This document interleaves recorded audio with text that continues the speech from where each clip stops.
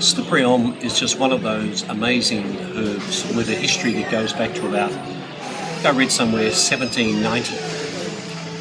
It's what we call a demulcent, which means it protects.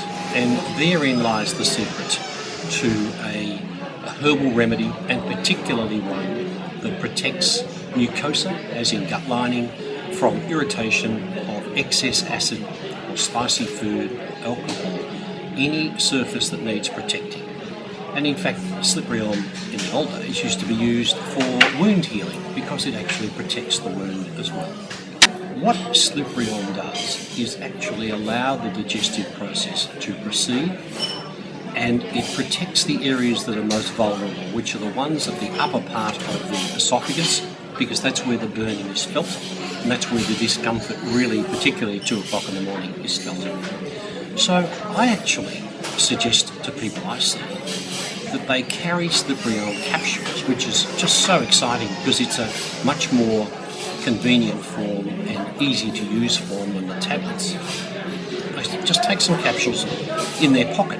Ideally, you take slippery elm before a meal because it protects, it coats the potential irritated layer and coats it and protects it from any of the acid or any of the irritants.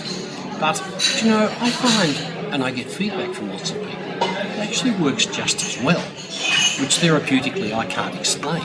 It works just as well if you do have an episode of indigestion and you swallow 2 or 3 or 4 with a decent sized glass of water. Sit up for 10 or 15 minutes to allow them to get coated, and it does the job, particularly for those times where you may go out and you have a big night and you wake up with that blinding flash at 2 o'clock in the morning, your liver goes into overdrive to process alcohol, and often the alcohol byproducts irritate your tummy.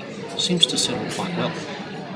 Incredibly versatile, absolutely safe, an incredibly long history of safe use here. If you've got discomfort of any sort in your tummy, consider slippery elm. It's an absolute winner, it's safe, it's gentle, and most importantly, if it doesn't give you relief within a relatively short time, you can just take some more.